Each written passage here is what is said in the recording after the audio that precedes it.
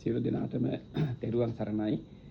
කිරින්ද පුහුල්ලැල්ල ශ්‍රී වර්ධනාරාමස්ත ශ්‍රී ධම්මතිලක ත්‍රිපිටක අධ්‍යාය ආයතනයේහි අපි සතිපතා සිදු කරනු ලබන සූත්‍ර සාකච්ඡාවෙහි අද දවසේ තිබෙන්නේ අපි 5 වෙනි මාතෘකාව යටතේ සාකච්ඡා කළ සංයුත්ත නිකායේ දේවතා සංයුත්තයට අත්වන සුසීම සූත්‍රයේ දෙවන අදියර සාකච්ඡාව.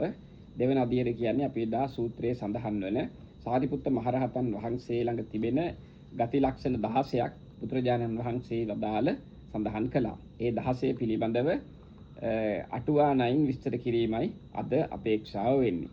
ඒතකොට අටුවාවේ සරියුත් හාමුදුරුවෝ පිළිබඳව දේශනා කරපු තැන අටුවාවේ සඳහන් වෙනවා මෙහෙම: ආචාර ගෝචර, ඒ වගේම විහාර, අභික්කම්ම පටික්කම, ආලෝකිත විලෝකිත, අපි මේ වේදා සඳහන් කළා සම්මිංජිත පසාරිත. ඒ කියන්නේ ආහාර අනුභව කිරීම, වාසය කිරීම, ඉදිරියට පසුපසට යාම, ඉදිරිය පසුපස බැලීම, හැකිලීම, දිගහැරීම කියන ක්‍රියාවන් සරියුත් මහරහතන් වහන්සේ තුල ඊටාම මනහර ලෙස තියෙනවායි. ඒතකොට මෙම ක්‍රියාවන් හැම පුජ්‍යලයකගේම තියෙන පොදු ලක්ෂණ. ඒවා සරියුත් හිමියන්ගෙන් විශේෂත්වයක් බවට පෙන්වනවා. මේක අටුවාවේ හොඳ හැටිම තිබෙනවා. ඒ අය හැසිරීම රුචිකත්වයෙන් යුක්තව හැසිරීම, බාලනෝ, දුෂ්ටනෝ, මුලානෝ, පෙරළුණු සිත් නැති මේ වගේ අයගේ ඊටා උතුම් ගුණයන් වශයෙන් තමයි සඳහන් වෙලා තිබෙන්නේ. ඒතර උන්වහන්සේගේ ශ්‍රාවකයන් හඳුන්වන්නේ මෙන්න මේ කියන ගුණයන්ගෙන් යුක්තුනාමයි කියන එකයි බුදුහාමුදුරුවෝ වදාළ බව අටුවාවේ විස්තරාත්මකව සඳහන් වෙන්නේ. ඒතර අපි දැන් අද කතා කරනවා ඒ සරියුත් මහරහතන් වහන්සේ තුල තිබෙනු ගුණ 16 පිළිබඳව විස්තර. අපි මේ ගුණ 16 හා එහි මූලික නිශ්චිතාර්ථයන් සඳහන් කළා. ඊළඟට අපි මේ ගුණ 16න් පළවෙනි එක ගත්තාම පණ්ඩිතා. පණ්ඩිත කියන්නේ පාණ්ඩිත්‍ය. වර්තමාන විදිහට උගත්කම කියන එකයි. ඒ කියන උගත්කමම නෙමෙයි අත් වශයෙන් පාණ්ඩිත්‍ය කියලා කියන්නේ ධර්ම විස්තරයට අනුව.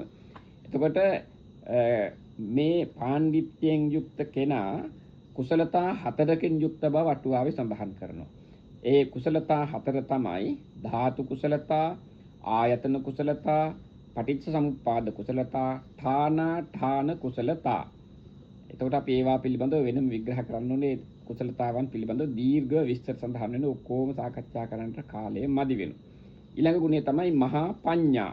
මහා පඤ්ඤා කියන්නේ මහා ප්‍රඥා කියන අර්ථයෙන්. මහා ප්‍රඥා කියන පුද්ගලයා කරුණු 5කින් සමන්විත වෙනවා. ඒ පහ තමයි සීල, සමාධි, ප්‍රඥා, විමුක්ති, විමුක්ති ඥාන, දර්ශන කියන පහ. ඊළඟට පුතු පඤ්ඤා. පුතු පඤ්ඤා කියලා කියන්නේ පෘතු ප්‍රඥා කියන එකයි තේරුම සාමාන්‍ය සරල අර්ථය. මහත් වූ ප්‍රඥාවති කියන නිශ්චිතාර්ථයයි ගන්නට වෙන්නේ. ඒකට ශබ්දකෝෂවල තිබෙන්නේ මේ විදිහට. මහත් වූ ප්‍රඥාවති කියලා තමයි අපේ ශබ්දකෝෂවල සඳහන් වෙන්නේ. එතකොට අටුවාවේ කියනවා මේ මහත් වූ ප්‍රඥාවති පුජ්‍යලයාගේ ලක්ෂණ 24ක්. ඒවා නානා ධාතු, නානා ස්කන්ධ ආදී වශයෙන් දීර්ඝව විස්තර කරලා තිබෙනවා. අටුවාවෙන් ඒ පිළිබඳව ඔබට තව දුරටත් බලා ගන්නට පුළුවන්. ඒ කරුණු 24ක් වගේ විග්‍රහ කරන්නට කාලය නොවෙන නිසා. ඊළඟ එක තමයි හාසු පඤ්ඤා කියලා කියන්නේ හාස බහුල බව. ඒ කියන්නේ හිසිනහ බහුල බව. සිනා බහුල වූ ප්‍රඥාවන්තයා කියන අර්ථය තමයි මෙහි ප්‍රධාන අර්ථය බවට පත් වෙන්නේ. ඒ කියන්නේ සොම්නස, තෘප්තිය, ප්‍රමෝදයේ බහුල වූයේ සීලය සම්පූර්ණ වෙන කෙනෙක් වෙනවා. විහාර සම්පatti සම්පූර්ණ කරනවා. සම්‍යක් ප්‍රධාන, බොජ්ජංග, ආර්ය මාර්ග, සතිපට්ඨාන, ඉද්ධිපාද වර්ධනය කරනවා. ඒතර හාස බහුල සාමාන්‍ය ඵල වඩනවා.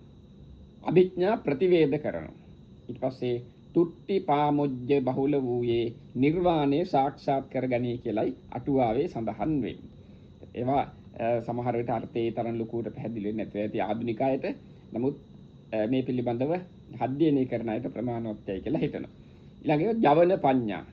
ජවන පඤ්ඤා කියලා කියන්නේ සියලුම රූප අනිත්‍ය බැවින් වේගයෙන් වෙනස් වෙන නිසා එය දැනීම.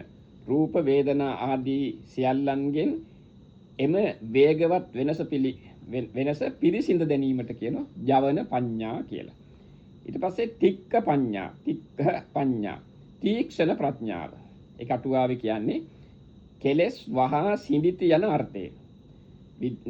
ව්‍යාපාද විතර්ක විහිංසා විතර්ක උපන් පාපී අකුසල ධර්ම රාග ද්වේෂ මෝහ ක්‍රෝධ උපනාහ පනහ කියන්නේ බද්ධ වෛරය මක්ඛ ගුණමකුකම පලාස කියන්නේ දුෂ්ටකම ඊර්ෂ්‍යාව මසුරු බව මායාව සාඨෙය කියන්නේ කපටිකම තම්බ කියලා කියන්නේ ජඩ කියන අර්ථය සාරම්භ එකට එක කරන ගතිය මාන අතිමාන මද ප්‍රමාද ආදී කෙලෙස් නැති සත් අභිඥාලාභියාට තමයි එනම් සඳහන් කරන්නේ කියන්නේ තික්ඛ පඤ්ඤා කියලා කියන්නේ.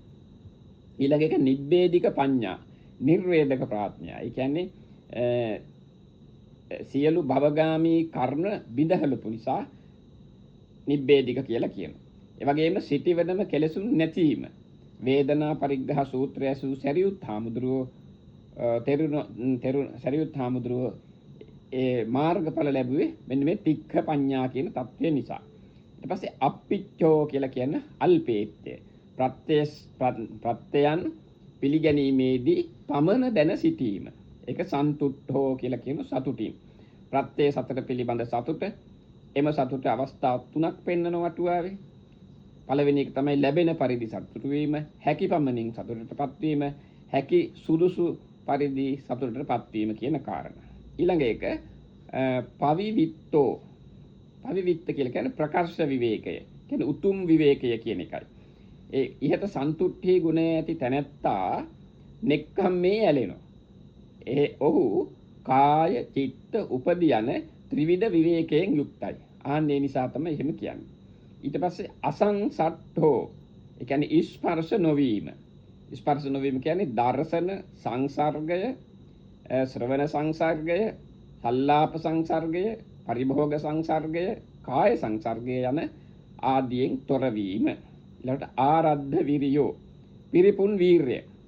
ඒ කියන්නේ දැඩි වීරයෙන් යුක්තව එළඹෙන වීරය ඇති උපන් කුසල් වැඩිම ආදී වශයෙන් ඔබ දන්නන්නේ කියනා වූ කාරණාවන්ට වීරයෙන් යුක්තව කටයුතු කිරීම. ඊට පස්සේ වත්තා කියලා කියන ව්‍යක්තෘ. ඒ කියලා කියන්නේ වැනෙන සුළු බවින් තොරවීම. ශිෂ්‍යයෙකුගේ වරද දුටුවහම දුටු කල එවලේම නොකියා සිටීම. ඒක තමයි මේ වැනෙන සුළු ගතිය කියලා කියන්නේ. Taman කෙනෙකුගේ වරද දුටුවහම අද නෑ හෙට කියන මේ ටික ඔක්කොම එකතු කරලා ඊළඟ සතියේ කියන ඔහොම කියලා වැනි වැඩි ඉන්න දුටු වරද කීමේ සම්මජ්ජනී කර්මයේ පුරා කියලා අපේ සාහිත්‍යය සඳහන් කළ යන්නේ ඒක නැතිකම. එතකොට ඊළඟට පසුව කියමි ආදී හැම කල්දමදම ඉන්න. ඒ තමයි වත්තා කියලා කියන්නේ. වත්තා. ඊට පස්සේ වචනක්‍රමෝ. වචනක්ෂමය. ඒ කියන්නේ වචනය නොඉක්මවා යාම. Taman අනුන්ට අවවාද කරනවා. අනෙක් තමන්ට අවවාද කරාම කිපෙනවා. ඒක හොඳ ගතියක් නෙමෙයි. එසේ නොවීම සරියුත් හාමුදුරන්ගේ ප්‍රඥාව. අනුන්ට අවවාද කරනවා, තමන් අවවාද ලැබුණාම සතුටු වෙනවා. 7 අවුරුදු සාමණේරයන් වහන්සේ නමක් දවසක් සරියුත් හාමුදුරුවන්ට කියනවා ස්වාමීනි සිවුරේ කොනක් එල්ලෙනවා කියලා. වහාම ඒක සකස් කරගෙන පසෙකට ගිහිල්ලා ඇඳිලි බැඳ ආචාර්යින් වහන්සේට වැඳ සිටියා කියලා අටුවාවේ සඳහන් වෙනවා. ඒකෙ මෙන්න මෙහෙම තියෙනවා අටුවාවේ. ඒක වැදගත් නිසා මම පුටා දක්වනවා. තදහු පබ්බ ජිතෝ සන්තෝ ජාතියා සත්ත වස්සිකෝ සෝපිමං අනුශාසෙය්‍ය සම්පටිච්ඡාමි මත්තකේ කියලා අටුවාවේ සඳහන් වෙනවා. ඊළඟ එක චෝදකෝ කියලා කියන්නේ. චෝදක කියන්නේ චෝදකයා කියන එක. ඒ කියන්නේ භික්ෂුන් වහන්සේ නමක් Tamanගේ භික්ෂු විෂය ඉක්මවා ගිය කල්හි පමා නොවි ඒ බව චෝදනාත්මකව කීම. නිදිහිනංව පවත්තාරං කියන බණපදයක් මතකයට ගත්තම හොඳයි. එතකොට මෙසේ පෙරවිය යුතුය, මෙසේ හැඳිය යුතුය, මෙසේ සිටිය යුතුය, වැළඳන්නේ මෙසේය යනුවෙන් දහර භික්ෂූන්ට තමන්ගේ පසුපසින් එන භික්ෂු පරපුරට කියා දෙන්නට ඕන. චෝදනා ස්වරූපයෙන් හෝ ඒවා කියා දෙන්නට ඕන. සරියුත් මහ රහතන් වහන්සේ ඒ ස්වරූපයෙන් යුක්තයි. ඒ නිසා උන්වහන්සේට මේ ගුණයෙන් යුක්තයි කියලා සඳහන් වෙනවා. ඊළඟට පාප ගරහි. ඒක වචනෙන්ම පැහැදිලි. පවට ගර්හා කිරීම. පාපී පුද්ගලයන් නොදැකිය යුතුය, වචන නොඇසිය යුතුය, සක්වලවත් නොවිසිය යුතුය කියන අර්ථ අටුවාවේ සඳහන් වෙනවා. ඒක අටුවා පාඨයම මම සඳහන් කරන්න. මාමේ කුද්දාසු දුස්සීලෝ කුසීතෝ හීන වීරියෝ අපස්සුතෝ අනාදරෝ සමන්තා කත්තචි අහු කියලා අටුවාවේ මේ පිළිබඳව සඳහන් වෙනවා. ඊළඟට ඒකේ සාමාන්‍ය අර්ථය අපි සඳහන් කළේ මට කිසි දිනක දුස්සීල කුසීත හීන වීරිය ඇති අල්පශ්‍රුත යෙක් හමු නොවේවා කියන අර්ථය. ඒ වගේම එය සේවනයේට අවස්ථාව නොලැබේවා කියන අර්ථය. ඒක තමයි සරියුත් හාමුදුරුවන්ගේ විශේෂත්වය තියෙන්නේ. එතකොට මෙන්න මේ කියන කාරණා වලින් යුක්ත වෙන නිසා සරියුත් මහරහතන් වහන්සේ විශේෂ කෙනෙක් බවට පත් වෙනවා. මේ ගුණයන් හැම කෙනෙක් තුළම තිබිය යුතුයි කියලයි බුදුරජාණන් වහන්සේ අපිට සඳහන් කරලා තිබෙන්නේ. ඉතින් අපි තුලත් ඒ ගුණයන් වඩා වර්ධනය කර ගැනීමයි අපි හැම කෙනෙක්ම අපේක්ෂා කරගත යුතු වන්නේ. අද දවසේ මේ සූත්‍ර දේශනාවේ තියෙන ගුණධර්ම 16යි අපි සඳහන් කළේ. මේ සඳහා සහභාගී වුණු ඔබ හැම කෙනෙකුටම අපි ත්‍රිවිධ රත්නයේ ආශිර්වාදය පතනවා. අපේ ශ්‍රී ධම්මතිලක ත්‍රිපිටක අධ්‍යයන ආයතනය හා භාවනා පුහුණු මධ්‍යස්ථානයට සහ සම්බන්ධ වෙන හැම කෙනෙකුටම තෙරුවන් සරණයි.